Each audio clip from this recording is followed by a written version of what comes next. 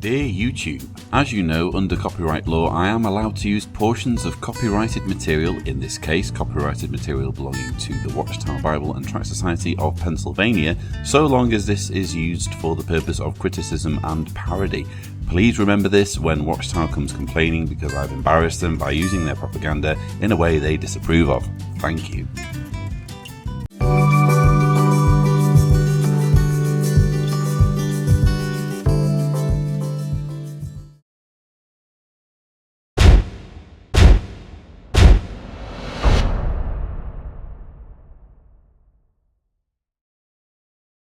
Hello and welcome to part 8 of the worst convention ever. In this series I've been examining material from the 2016 convention series of Jehovah's Witnesses titled Remain Loyal to Jehovah. Now, most Jehovah's Witnesses saw these conventions last summer, but for various reasons, although I intended to make this video while the conventions were still being shown, lots of things caught up with me. I had a book to finish and therefore this video never got made, that is, until now. So in what is now part 8 of a 9-part series, we're finally going to take a look at the way the convention finishes.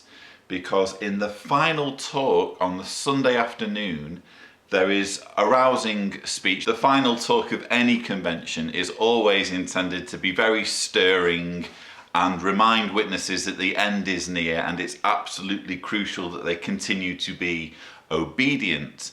But this convention was different. In this convention, because we've had these very emotional videos used very extensively, more extensively than ever I think, it had to finish with a rousing video. And in this video, witnesses were basically shown paradise. Because if you're a witness, what you're most looking forward to is paradise, which doesn't just entail living in idyllic scenery and, you know, pandas and fruit tables and that kind of thing. Paradise for a lot of witnesses is really about the resurrection and welcoming back loved ones who have died. So let's just take a look at the speaker's outline that the speaker had to read to introduce the video. And you'll see there it says, "How may we benefit from Jehovah's special treatment forever? During the millennium, Jehovah will make all things new. Jehovah himself guarantees this promise." Actually, let's hold it right there, because if you look carefully at the outline, you'll notice that last sentence, Jehovah himself guarantees this promise. In brackets, you'll notice it has the letters R-E. Now, I personally find that very interesting, because I mention in my book how one of the things that's most frustrating about jw.org is the fact that it includes lots of publications that are downloadable for the general public.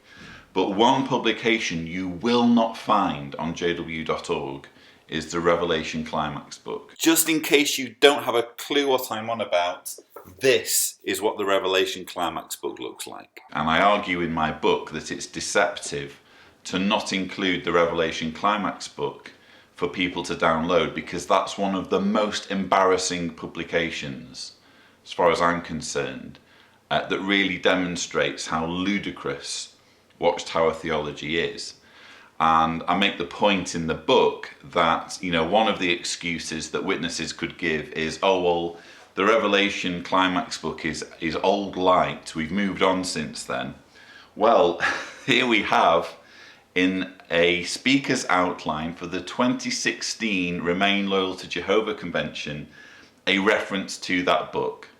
So it can't be said that the Revelation Climax book is old light, because even up to last year's convention speakers were being required to look at that material when preparing this talk. Anyway, that's just a side point. Let's just continue with the way this video is supposed to be introduced.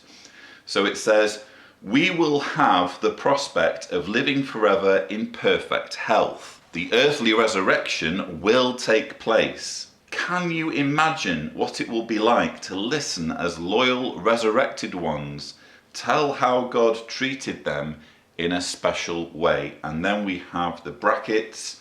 Video crew begins 3-minute video depicting Armageddon survivors and resurrected ones. And this video now, part 8 in the series, the penultimate part in the series, is dealing purely with that video. Because as I'm going to argue, and as you can plainly see for yourselves, it's a highly emotionally manipulative piece of propaganda. So without further ado, don't take my word for it, you can see for yourselves. We're now going to play the Paradise finale video from the 2016 Remain Loyal to Jehovah convention.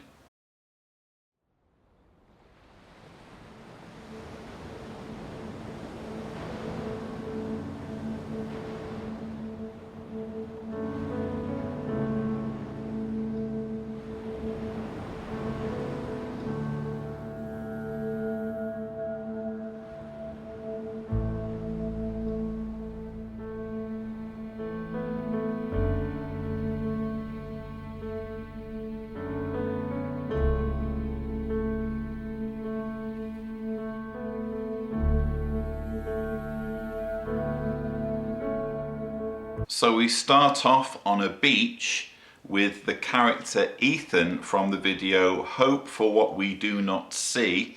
I covered this in a previous video in this series. Hope for What We Do Not See is basically a modern version of the Job story. So Ethan is essentially Job, and a series of calamitous events befall him, and the video shows how he remains loyal as a Jehovah's Witness despite what happens. It's actually quite a disturbing video to watch, as I mentioned when I covered that video.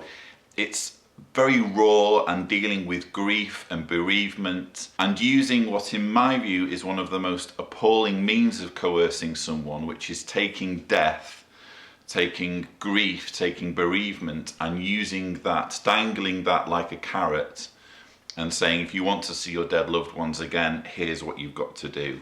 So that's what that video was about. Then we have shown on this beach a group huddled together round a table eating fruit.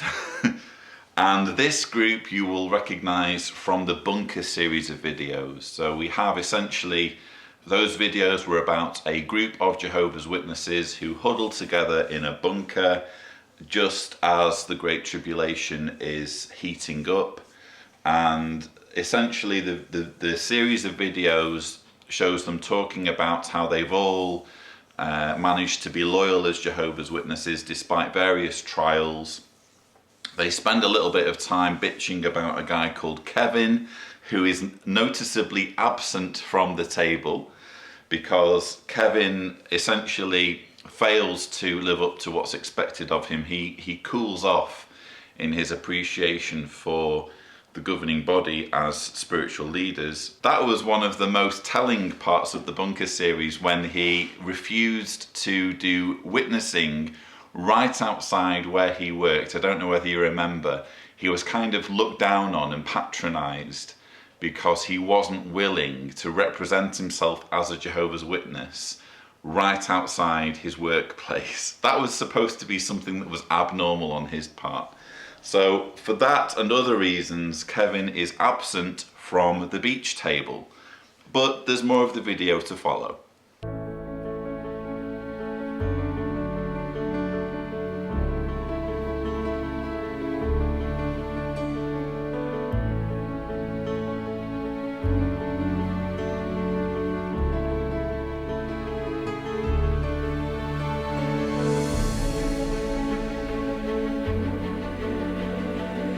So the two people you see here are from quite a brief video that was shown in the convention about a guy who wrestles with essentially negative talk in the congregation, and he basically is in a situation where a friend of his is having a run-in with the elders, and he debates whether to take his friend's side or let the elders deal with it, and eventually he decides that the elders can do no wrong, which is really the message of the video.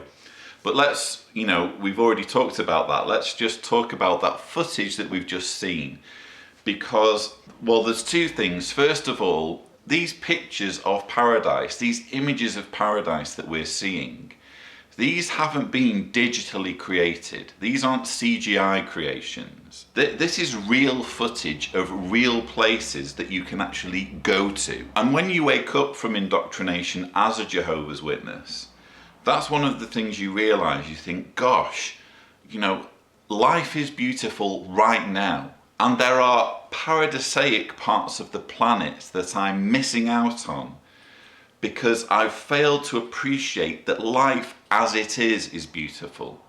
I've always been looking at something that can only be possible in the future.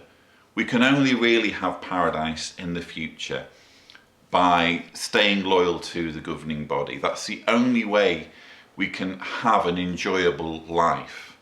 And only when you wake up from your indoctrination do you figure out, actually, we could be enjoying life now if we weren't so obsessed with doing everything that a group of religious leaders demands that we do. I think if there's one thing, one message that I would have in this video that I would like you to go away with if you are one of Jehovah's Witnesses, it's this, that you can have paradise now. You can have paradise purely by being free from religious indoctrination and living your life the way you choose to live it according to your authentic self. And that's actually going to be the theme of the next video, Worst Convention Ever Part 9, the last video in the series. I'm going to basically redo this whole video the way I think it should be done. But more about that later. Let's get on to the next clip.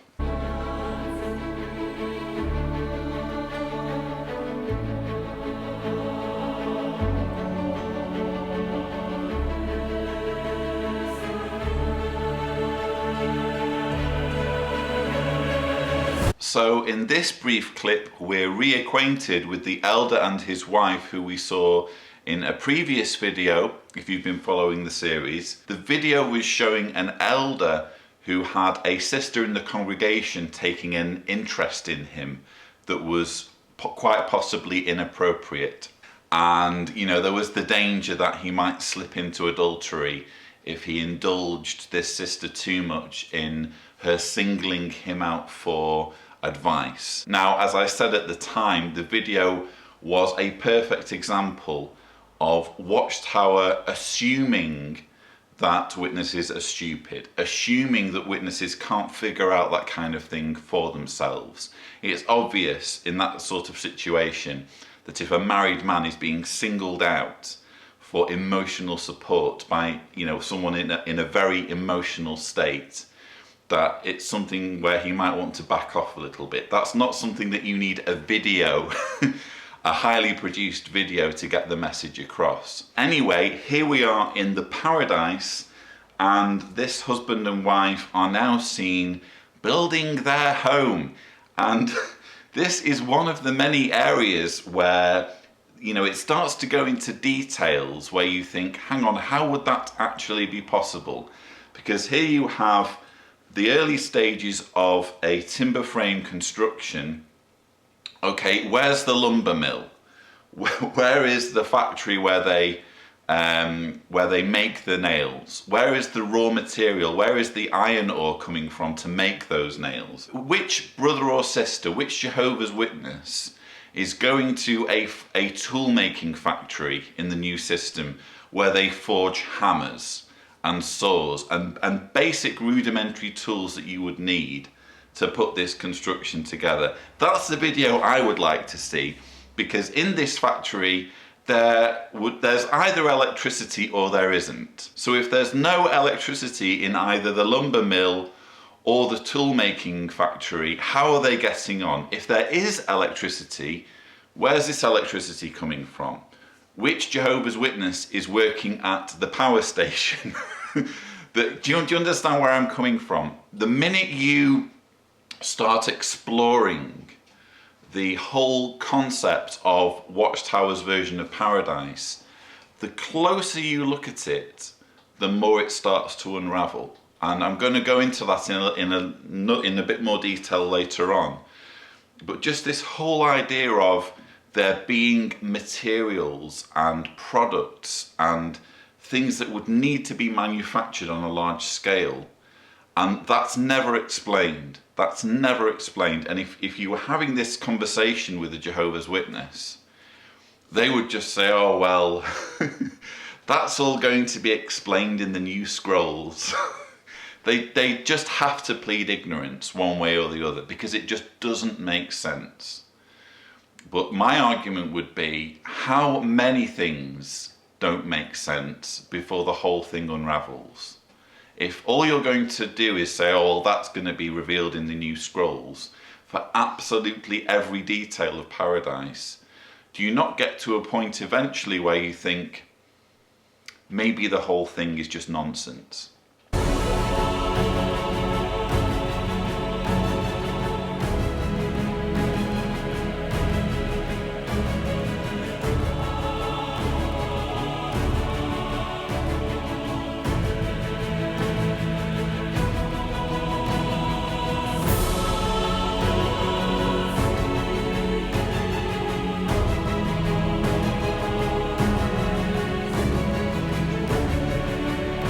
So there we saw very briefly the young man planting vegetables, and he, if you remember, was the young man who was shown grappling with a dilemma as to whether he should get involved in online gambling, which again is an area in which Watchtower feels that witnesses will just be hopeless at making decisions unless everything is spelled out for them. So that was the first guy, and notice how he was wearing cream-coloured trousers. Apparently in the paradise, all men, it will be just standard issue. You know, when you go to buy your trousers, which will also have to have been manufactured somewhere, there will be a trouser making factory somewhere. I'd like to see that video. But when you go to buy your paradise-made standard issue trousers, they're basically going to be cream coloured because that's the colour. In all Watchtower literature, whenever someone is depicted in casual clothing, it's got to be the cream slacks. Then we see a mother and her two children, and you will recognise the mother as being the girl who was featured in the shunning videos. Now, the shunning videos were shown in part 1 of the Worst Convention Ever series. They were arguably among the most disturbing in terms of how graphic Watchtower is when it comes to depicting shunning. First of all, the way the girl was presented in the original videos, she was presented as being very evil and obnoxious and someone who you just wouldn't want to be around, whether she was disfellowshipped or not. So straight away you have a character assassination of anybody who finds themselves disfellowshipped. These people are stereotyped as being wicked and selfish. There is no possibility given to the fact that someone might just stop believing. Someone might just hold their hands up and say, enough is enough.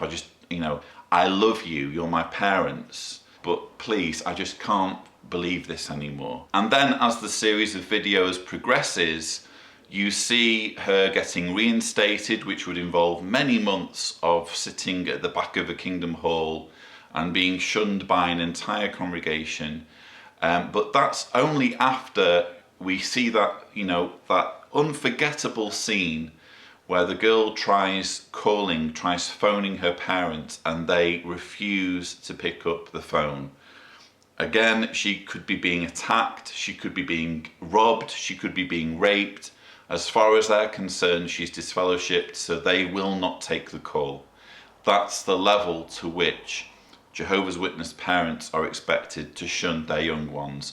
But hey, let's forget about that because here she is, she's made it into paradise thanks to her parents shunning her. There's really a lot I could say on this subject of shunning, and I've already made an entire video on these shunning videos explaining why they're wrong, explaining how immoral it is for people who are disfellowshipped to be treated in this way. But let's just put all that to one side for a moment and focus. I want to talk now to those of you who might be watching this video who are shunning someone. So let's say you are a mother or father who is shunning a son or daughter. I just want you to think for a moment about how this video fits in, about the future and about the paradise. So just think about what purpose shunning is supposed to serve. It is blatantly said that when you shun a disfellowship person, you are increasing the likelihood that they will return to Jehovah's organization because they miss their family. I just want you to ask yourself honestly, how is that not emotional blackmail? And assuming they do return for that reason, are you happy with them returning and you resuming contact with them, knowing full well that they're returning not because they believe in your beliefs, not because they believe in the governing body and the faithful slave, but purely so they can be with you again? Just ask yourself, am I happy with that being the reason why a disfellowshipped person would return? The second thing I want you to think about is in terms of paradise. Let's assume you get to paradise, and like Sonia here, you are basking in, beautiful conditions, and you've made it through Armageddon, but the person you're shunning hasn't. Let's say you are a father who has made it through Armageddon and your son has been destroyed at Armageddon for leaving Jehovah's organization. How are you going to be blissfully happy in paradise knowing that he's been massacred and he's buried somewhere? Because he's going to have to be buried. His atoms, the molecules making up his body are still going to be in your universe. They're going to be scattered somewhere. There's going to be bones somewhere. Are you happy living in that paradise and being blissfully happy as Sonia is here, knowing that he's buried somewhere, knowing that he will never, never be a part of your life? Just think about that. You might answer that by saying, oh, well, Jehovah is going to satisfy the desire of every living thing, and that means that Jehovah is going to make it so that I no longer care. I no longer care about him or her. I've forgotten about them. They're no longer in my brain. Well, I would argue that if that is the case and that ends up happening, let's assume all of this happens and you end up being in paradise and your disfellowshipped son or daughter is lying in the ground, but you don't care because you've been changed so that that person is no longer remembered. You don't care anymore about them. My question would be, how would that be you? How would that person that can no longer remember their children be the same person? Because I would argue that we are who we are because of our experiences in life and because of the people that we love. I am who I am because of the wife I married and the daughter that I have and the parents that I've had and the people I've had in my life. They are the reasons why I am who I am, because their lives have enriched my life and built my personality. If your disfellowshipped son or daughter is erased from your brain, then you become a different person. So the person who is happy in the paradise because they no longer remember their disfellowshipped son or daughter isn't going to be you, isn't going to be the same person. And I would just ask you to give that some serious thought.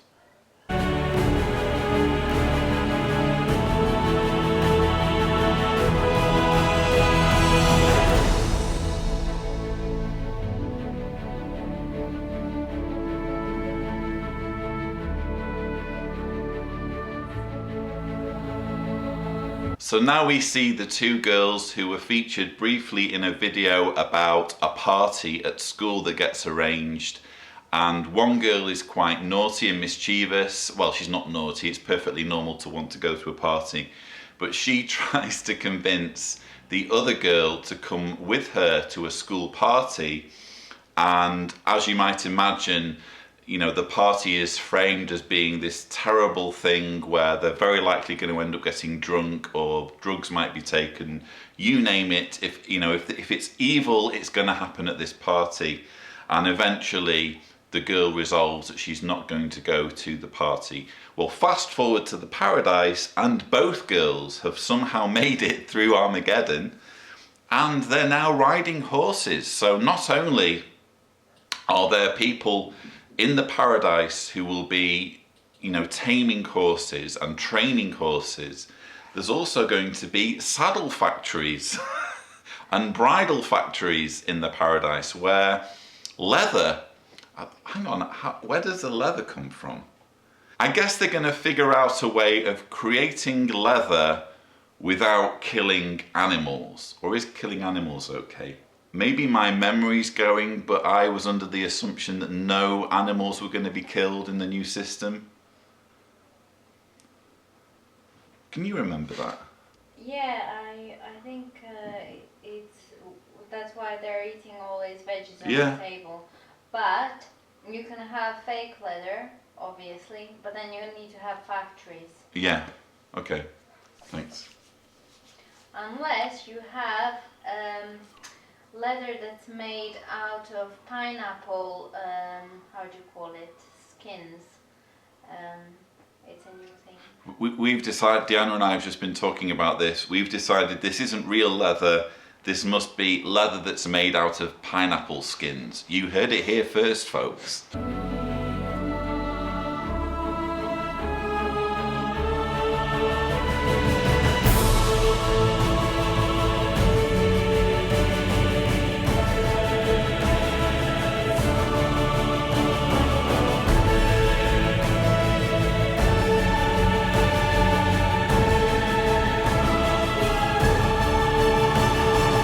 So this is the woman and her children who were featured on the Friday of the convention. Basically, we have a mother who is very on top of keeping her children indoctrinated to the point where she will basically talk about her beliefs all the time and be listening to talks while she's waiting for the subway. And she's basically shown with having a problem at one of the meetings because she's told to do hull cleaning. She's told to clean the toilets, even though that's what she does all through the day in her normal job, and even though the elder who tells her to clean the toilets has been missing her hand, has been not letting her comment in the meetings. And when she starts complaining, her daughter walks in and she has to basically sit her daughter down and say, "Mummy was wrong, Mummy apologises, the elders are wonderful and we should never say anything bad about the elders." So that's what that video was about. But here we see her with her children in the paradise, and they're reading the Bible because there will only really be the need for one book. One book in this new utopia, and that's the Bible. Arguably the new scrolls as well, where we're going to learn how to make leather without killing animals. But yes, there's going to be the Bible. And again, this is where we need to just pause and think about this. Would it really be paradise with one book? With one book, and that's what we read to educate ourselves. How far is humanity going to progress with the Bible and maybe a few new scrolls as our basis for knowledge? Where's the progress, the scientific progress going to come from if that is the case? I would much prefer to have more than one book. I would prefer to have basically the books that we have now, because when we read books, when we explore new perspectives, that's how we grow as human beings. And literacy for me is one of the easiest ways that we can make something of ourselves as people. And if you deny that to children, you're basically denying them a future.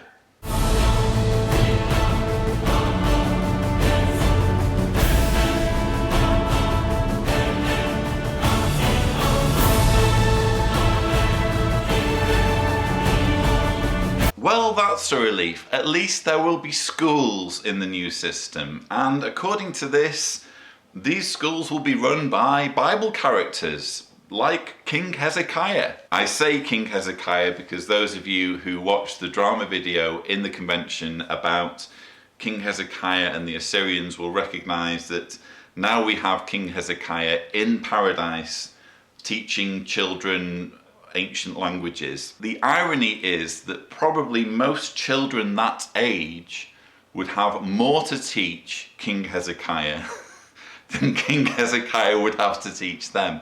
They would have more knowledge about science and about things that King Hezekiah could have known nothing about than he could possibly have passed on to them.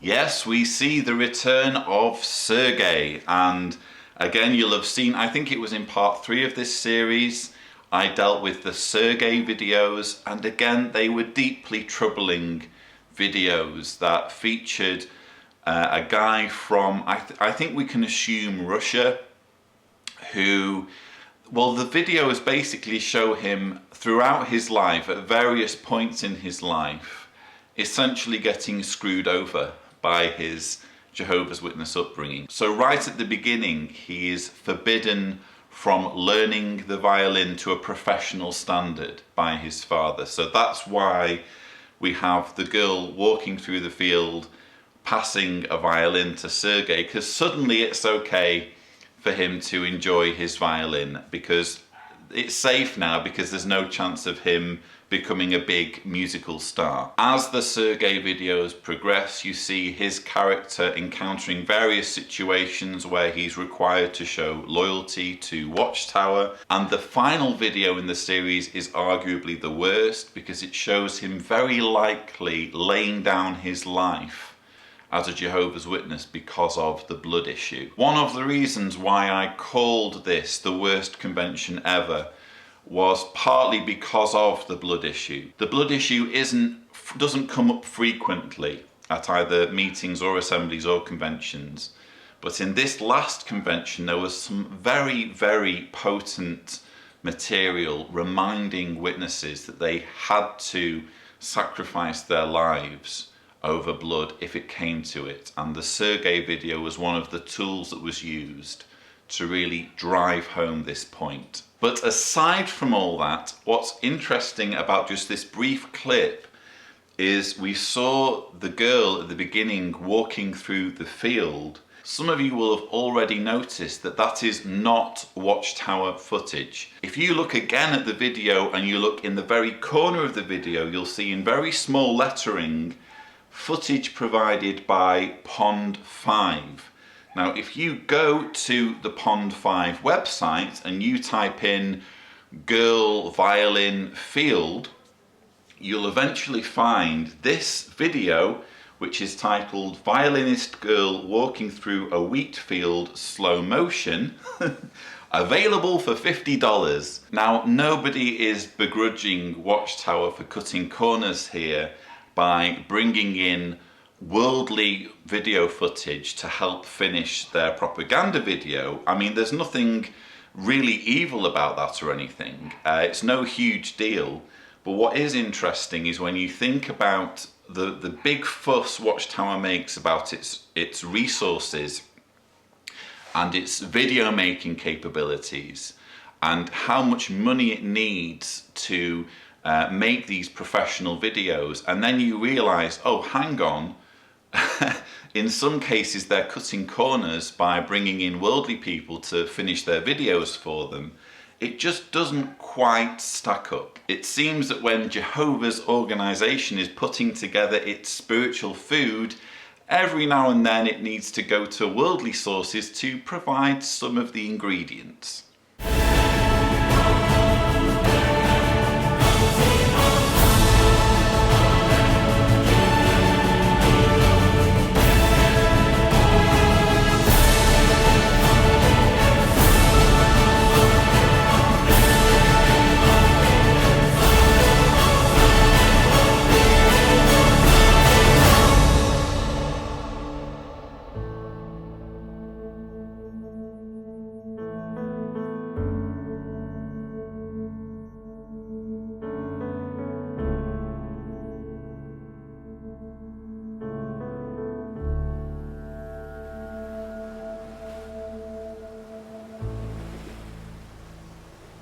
So that's it, ladies and gentlemen, the finale of the propaganda videos from the worst convention ever. And what better way to finish than with blatant manipulation aimed at leveraging people's grief. Now, I'm a father, and I can only imagine the intense grief that you would experience if you go through the unimaginable torment of losing a child. Frankly, it's just such an awful thing that I try not to think about it. It's just too awful for me to wrap my head around me surviving my daughter. I can only imagine how insulted I would feel if I went through that terrible experience and was then presented with this, which is essentially saying, oh, don't worry, you'll see your baby again if you'll only put aside your critical thinking skills, put aside your skepticism, and give a bunch of guys in New York your total devotion. That is just sinking to the utter depths of depravity as far as I'm concerned. And I do have a horse in this already with the loss of my mother. Again, I wouldn't count that as being anywhere on the same level as losing a child. But when you go through losing a close member of your family, someone who you really need in your life, someone who leaves a gaping hole, it's very, very distasteful, to say the least, for that person's loss to be used as a tool, as a recruitment tool, to keep you inside an organisation. And again, if you're a Jehovah's Witness watching this, don't let them dangle that as a carrot in front of you. It's a false promise that Watchtower can never deliver on. Believe me, there's a lot more I could say on that particular subject, but I'd better leave it there for now. The last thing I wanted to mention is that this stirring music, probably you were listening to the video and you might have been thinking, wow, you know, Watchtower's really getting their act together when it comes to creating good music. That's actually a good piece of music. It's used, obviously, to manipulate and coerce people, but, you know, credit where credit's due. Well, yes, let's give credit where credit's due, because that was not Watchtower music. Just as Watchtower used stock video footage for the girl with the violin in the field, and then later made it look like that girl was Sergei's daughter, the music was also bought. It's actually, if you look it up on YouTube, the track is called Eternal Flame, and it's by Audio Machine. So what I intend to do for the part 9 of this series is create my own music video. And I've actually bought, just as Watchtower went and bought the rights to use that piece of music, I've also gone and bought the rights. It was actually a few months ago now, because I was planning on making this video months ago. And I can't remember how much I paid. I think it was $30, $40, I forget now. But my plan is to make my own version of the Paradise finale music video. And many of you have been good enough to send in footage to be used in that video montage. So I'm going to go back into my files and into my emails and bring all of that footage together and create a music video that I believe should have been used to conclude the worst convention ever. So that will be part 9. But I hope you've enjoyed this video. Please don't forget to subscribe for more videos. And as always, thank you for watching.